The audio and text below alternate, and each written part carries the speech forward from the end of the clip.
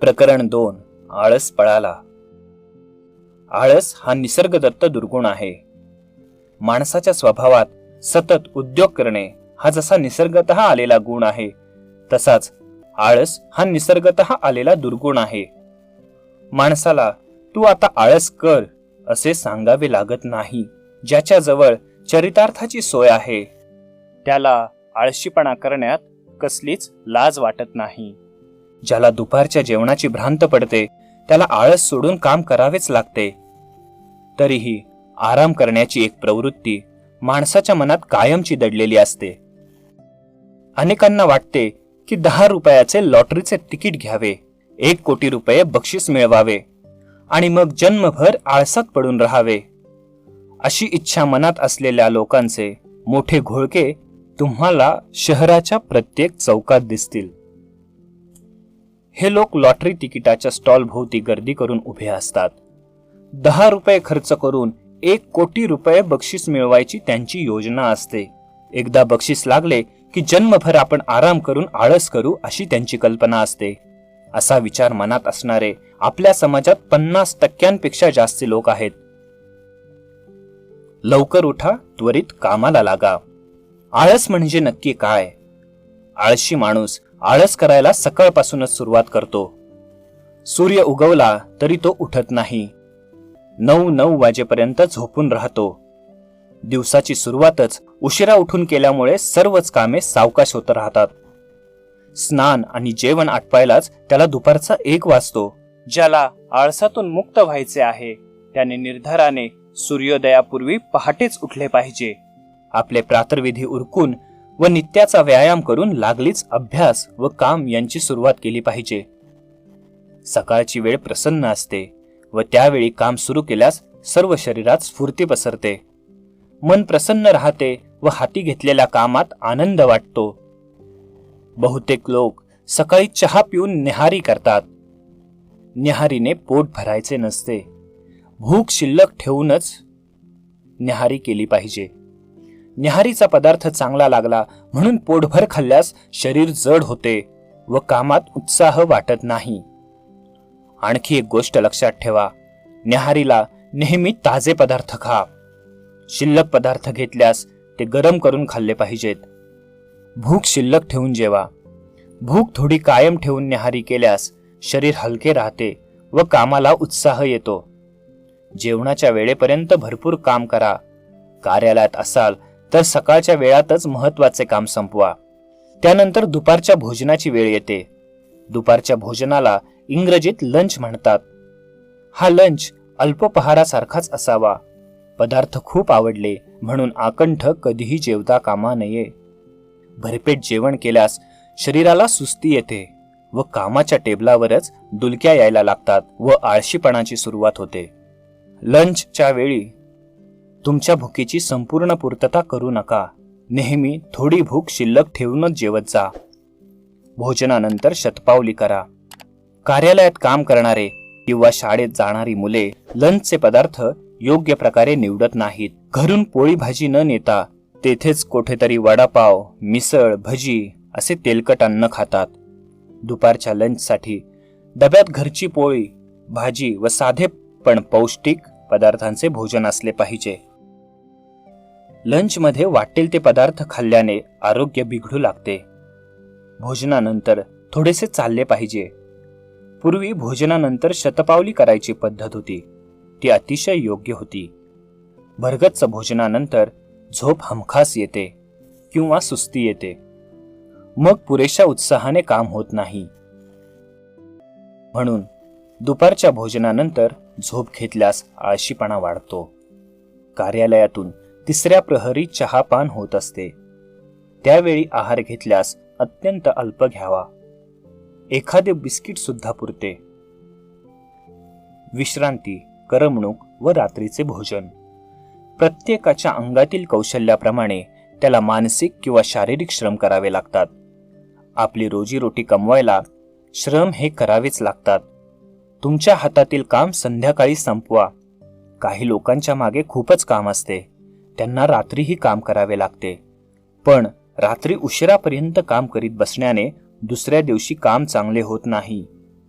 म्हणून शरीराला व मनाला विश्रांती पाहिजेच. या विश्रांतीच्या वेळेत मनाची थोडीफार करमणूकही आवश्यक आहे. करमणुकीसाठी तुम्ही गप्पा मारा, रेडिओ ऐका किंवा दूरदर्शनचा कार्यक्रम पहा. दिवसभराच्या श्रमानंतर प्रत्येकाला थोडी तरी करमणूक हवीच.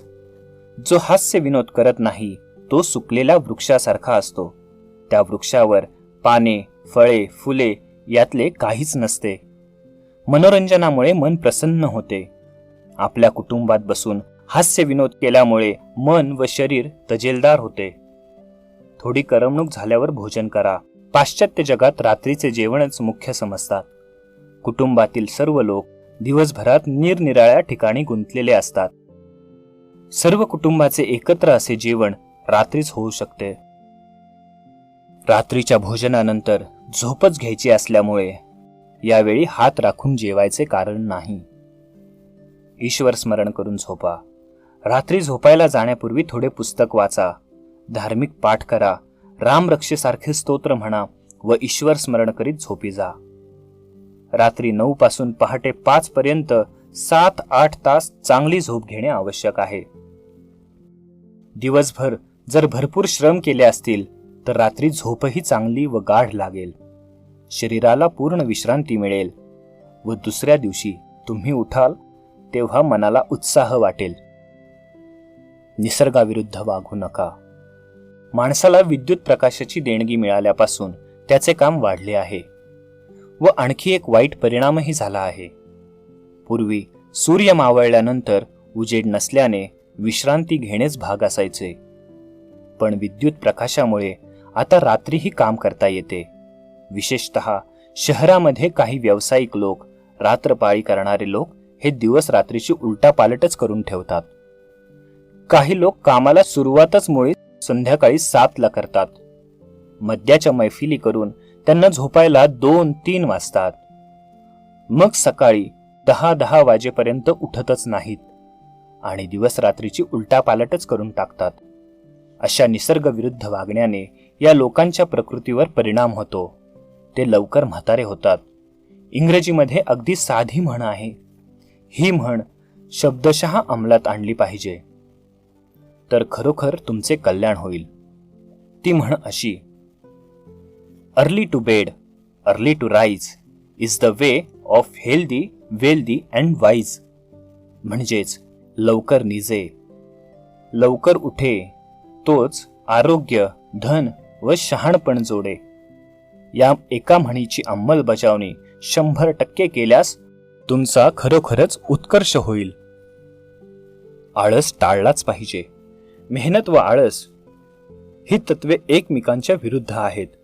ज्याच्या अंगात आळस आहे त्याला या जगात यश मिळणे कठीण आहे.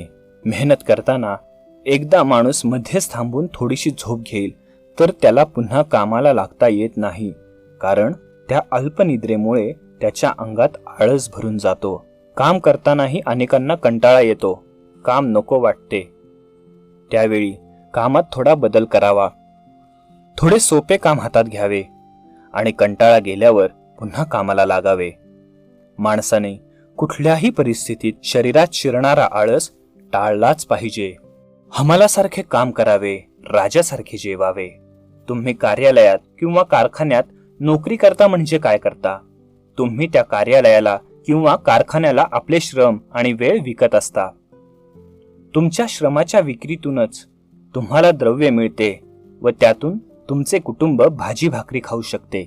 हे श्रम करताना तुम्ही जर कामात मन घालून श्रम कराल तर तुमची उन्नती होईल व पगारही जास्त मिळेल. चीनी तत्वज्ञ कन्फ्युशियस एकदा म्हणाला होता की माणसाने हमालासारखे काम करावे आणि राजासारखे जेवावे. दिवसभर श्रम केल्यावर व घाम गाळल्यावर संध्याकाळी मिळणारी भाजी भाकरी सुद्धा पंचपक्वान्नासारखी लागते. दिवसभराच्या श्रमाने शरीर थकले की शरीराला विश्रांतीची गरज निर्माण होते व रात्री गाढ झोप लागते. जे दिवस आळसात काढतात त्यांच्या नशिबी सुखाची निद्राही येत नाही. आळसात वेळ घालवणे हा खरे म्हणजे ईश्वराचा द्रोह आहे, कारण स्वतःसाठी व इतरांसाठी श्रम करायलाच देवाने तुम्हाला हे शरीर दिले आहे. आळस हा मानवजातीचा फार मोठा शत्रू आहे हे माहीत असून सुद्धा शेकडो लोक स्वतःला या आळसाच्या स्वाधीन करतात. आळशीपणामुळे राज्यही जाते. ससा कासवाच्या गोष्टीत सावकाश व धीमेपणाने चालणारा कासवच जिंकत असतो हे लक्षात ठेवले पाहिजे. आळशीपणा करणाऱ्याला सशाप्रमाणे शर्यत हरावी लागते. इतकेच नव्हे तर राज्य गमवावे लागते. दुसरा बाजीराव पेशवा पळत होता व मागे इंग्रज सैन्य लागले होते. इंग्रज सैन्य जवळ आल्याची बातमी सेनापती बापू गोखले यांनी दिली. त्यावेळी बाजीरावच्या सैन्याचा मुक्काम आष्टे या गावी होता. दुसरा बाजीराव भोजन करून वामकुशी घेत होता. बापू गोखलेने बाजीरावाला विनंती केली की ताबडतोब कूच केले पाहिजे. आपल्या झोपेत व्यत्यय आल्यामुळे दुसरा बाजीराव चिडला आणि बापू गोखल्यांना म्हणाला, माझी झोप होईपर्यंत तुम्ही इंग्रजांना थोपू शकत नाही काय? बापू गोखलेंना क्रोध आला आणि तो तुटपुंज सैन्यानिशी इंग्रजांवर तुटून पडला. आष्ट्याच्या या लढाईत बापू गोखले धारातीर्थी पडले आणि थोड्याच दिवसात दुसऱ्या बाजीराव पेशव्याचे अर्ध्या हिंदुस्थानचे राज्य इंग्रजांनी ताब्यात घेतले. अशा तऱ्हेने आळशीपणामुळे दुसऱ्या बाजीरावाने राज्य गमावले. आळशीपणातून अनारोग्य. काही लोक इतके आळशी असतात की सकाळी उठल्यावर साधे दात घासण्याचे कामही त्यांच्या जीवावर येते. दात न घासताच ते चहा पितात व न्याहारीही करतात. अनेक दिवस आळशीपणामुळे स्नानही करीत नाहीत. मग अशा आळशी माणसांना नाना प्रकारचे रोग होतात आणि त्यांना या जगाचाच निरोप घ्यावा लागतो. अशा प्रकारे आळशीपणामुळे प्राणावरही बेतू शकते. कळते पण वळत नाही. निसर्गातील पक्षी पहा, ते सुंदर घरटे बनवतात व थंडी पावसात आपल्या पिल्लांचे व आपले रक्षण करतात. माकडे मात्र पावसाळा सुरू होईपर्यंत पानाच्या फांद्यांचे घर आज बांधू उद्या बांधू असे म्हणत ते काम उद्यावर ढकलत राहतात आणि पावसाळा सुरू होईपर्यंत त्यांचे घर तयारच होत नाही. मग त्या माकडाला पावसातच भिजावे लागते. प्रत्येक माणसाला माहीत असते की आळशीपणा हा वाईट आहे. आळशीपणामुळे आपलेच नुकसान होते हेही त्याला समजते. हे सर्व कळते पण वळत नाही. तो पुन्हा पुन्हा आळसाच्या आहारी जातोच. ज्याला आपला उत्कर्ष हवा आहे त्याने आळसाला पळवून लावलेच पाहिजे. आळशीपणामुळे परीक्षेत अपयश येते. विद्यार्थ्यांचे मुख्य कर्तव्य विद्या मिळवणे हेच असते. ज्याने शिकून ज्ञान मिळवले नाही त्याचा सध्याच्या जगात काहीच उपयोग नाही. सध्या 10वीच्या परीक्षेला महाराष्ट्रात 14-15 लाख विद्यार्थी बसतात. यातले निम्मे विद्यार्थी नापास होतात. त्यांच्या आयुष्यातील बहुमोल वर्ष वाया जाते. पण जेथे विद्यार्थी व पालक जागृत असतात अशा एका खेडेगावातल्या शाळेतही 100% विद्यार्थी उत्तीर्ण होतात. मग हे नापास होणारे 7 लाख विद्यार्थी मतिमंद असतात काय? नाही, त्यांच्याकडेही बुद्धी असते पण आळशीपणाने त्यांचा नाश केलेला असतो. एखादा विद्यार्थी रात्री झोपताना ठरवतो की उद्या पहाटे उठायचे. त्याला त्याच्या वडिलांनी गजराचे घड्याळही आणून दिलेले असते. तो 5चा गजर लावतो. गजर झाल्यावर हात लांब करून तो गजर बंद करून टाकतो व मनाशी म्हणतो 5 मिनिटांनी उठावे. 5 मिनिटांनी असे काय होणार आहे? तो पुन्हा कुशीवर वळून झोपतो आणि चांगला 7 वाजेपर्यंत झोपून राहतो. असा कार्यक्रम त्याच्या अनेक दिवस चालतो व त्याचा अभ्यास काही केल्या होत नाही. अशा तऱ्हेने ही 7 लाख मुले आळसरूपी शत्रूच्या तावडीत सापडतात आणि आपल्या आयुष्यातील एक बहुमोल वर्ष वाया घालवतात. जीवन एक लढाई. लोक लोककल्याणाचे भलेपणाचे काम करतात. त्यांचे काम कधी संपतच नाही. अशा कार्यरत लोकांना आळस म्हणजे काय हे माहीतच नसते. ते जीवनाला एक लढाई समजतात आणि शूर सैनिकाप्रमाणे परिस्थितीशी लढतच राहतात. त्यांच्या समोर इतकी कामे पडलेली असतात की ते म्हणतात, इतकी कामे पडली आहेत की मला मरायलाही सवड नाही. एकत्र कुटुंबात एक आळशी खपून जातो. एखाद्या माणसाजवळ वडिलार्जित इस्टेट असली आणि ती त्याला जन्मभर पुरण्यासारखी असली तरीही आळशीपणाचा दुर्गुण त्याच्यात असेल तर कितीही मोठी इस्टेट नष्ट व्हायला वेळ लागत नाही. त्याच्या भोवती नाना प्रकारचे व्यसनी लोक जमतात आणि त्यांचे संचित धन लवकरच संपवतात व शेवटी हा धनाढ्य माणूस दरिद्री होऊन जातो. आळशीपणामुळे दारिद्र्य आलेले लोक तुम्हाला आजूबाजूला खूप आढळतील. पूर्वी एकत्र कुटुंब पद्धती होती. अशा एकत्र कुटुंब पद्धतीचे फायदे तोटे अनेक आहेत. अशा मोठ्या कुटुंबात एखादा आळशी माणूस सहज खपून जात असे व तो काही काम न करता इतरांच्या श्रमाच्या जीवावर आपला उदरनिर्वाह चालवित असे. पण अलीकडच्या काळात ही एकत्र कुटुंब पद्धती नष्ट होऊ लागली आहे व कुटुंब छोटे झाले आहे. एकत्र कुटुंब पद्धती नष्ट झाल्यावर आळशी लोकांचे मोठेच नुकसान झाले आहे. या आळशी लोकांना लहान कुटुंबात थारा मिळत नाही. सध्या आळशी माणसाचे हाल कुत्रेही खात नाही. उद्योग व व्यवसाय करणारे लोक कठोरपणे अशा आळशी माणसाचा त्यागच करतात.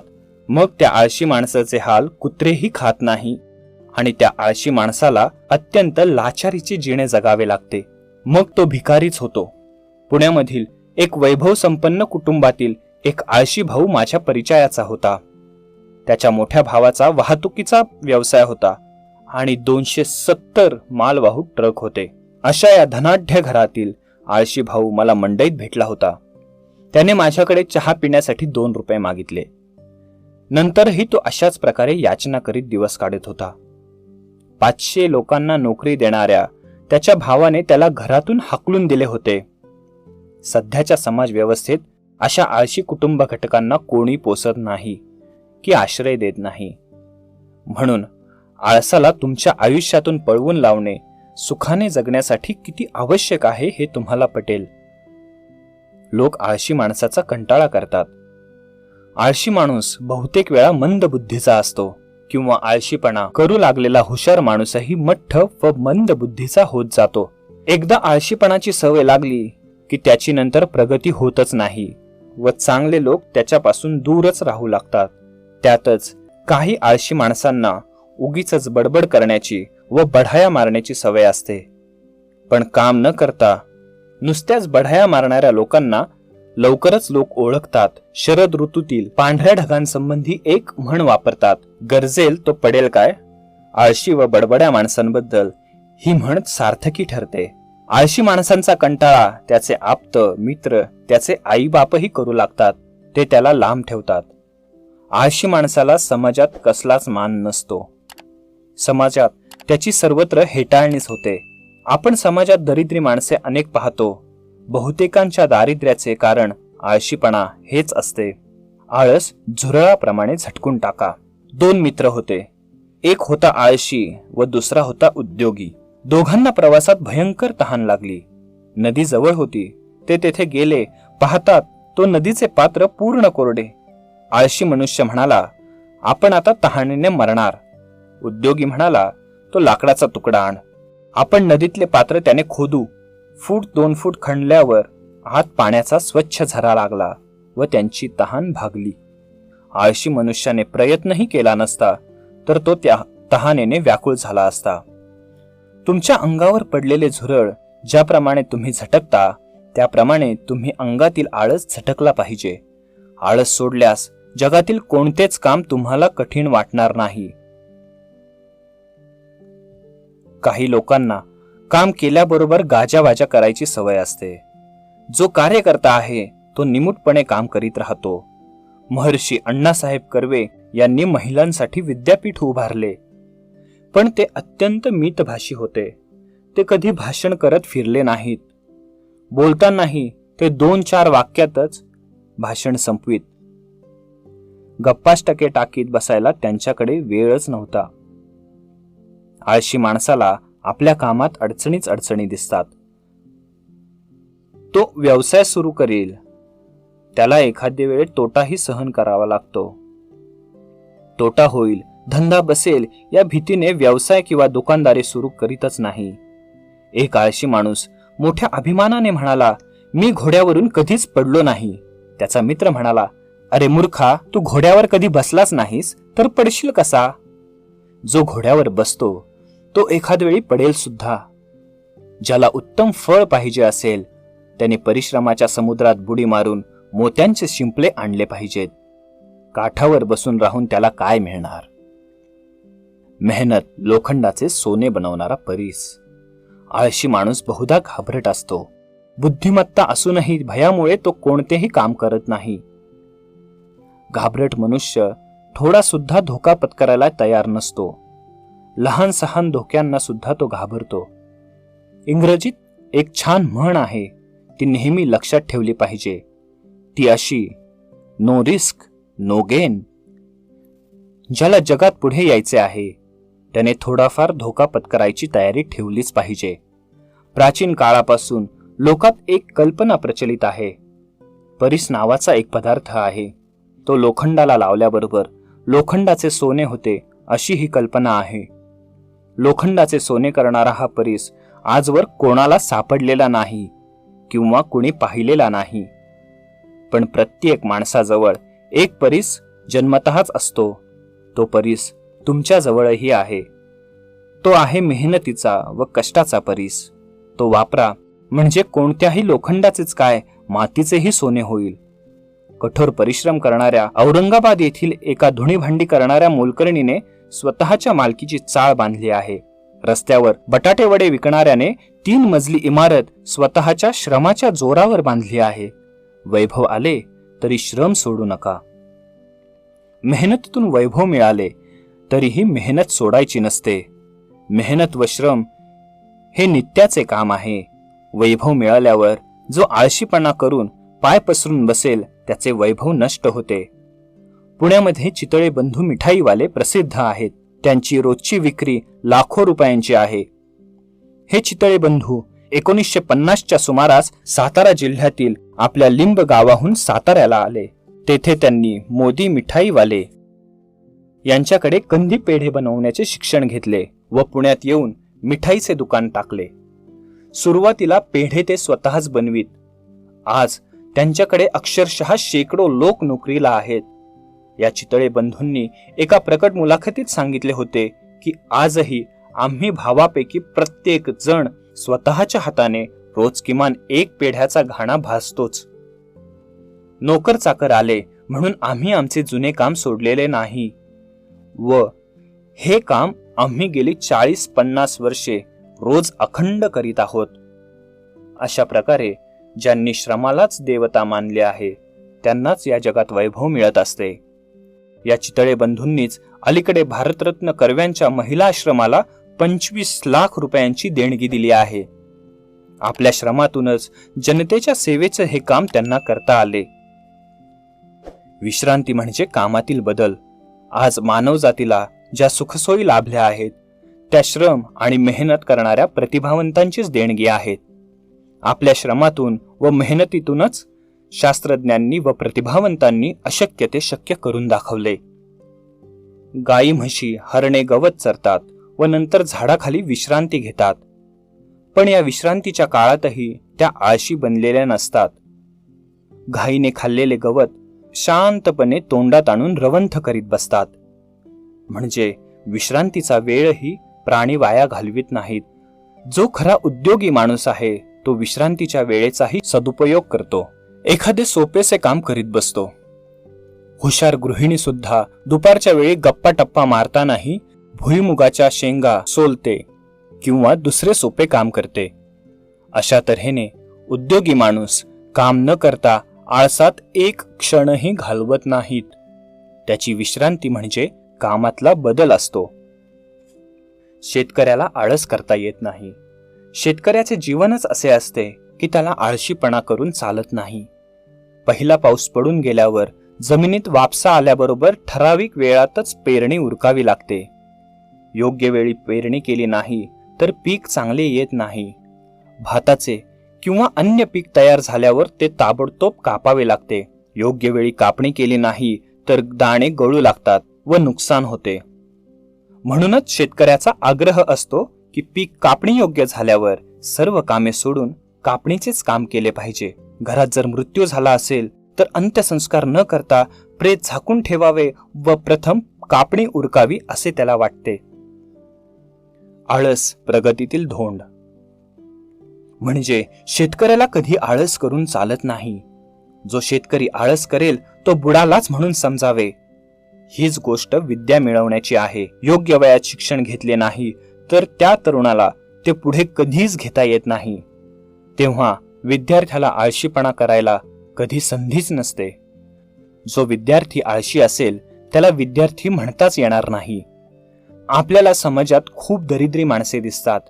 या दरिद्री राहिलेल्या निम्म्या माणसांपैकी तरी त्यांच्या दारिद्र्याचे किंवा गरिबीचे कारण आळशीपणा हेच असते. आळस हा माणसाच्या प्रगतीतील मोठा शत्रू आहे. आळसाला पळवा, यशाचे शिखर गाठा. जे एकाच प्रकारचे एकसुरी काम करीत राहतात त्यांना त्या एकसुरी कामामुळे झोपही लागते. म्हणून अशी कामे करणारे लोक गाणे गुणगुणतात किंवा हास्य विनोद करतात. रात्री पहारा देणारे पहारेकरी ठराविक अंतराने शिट्ट्या वाजवतात. आळस अंगात शिरू नये हाच या कृतीचा हेतू असतो. आळस तुमच्यावर झडप मारायला टपून बसलेला असतो. या आळसाला झटकणे व दूर पळवून लावणे ज्याला जमते तोच या जगात यशाचे शिखर गाठतो.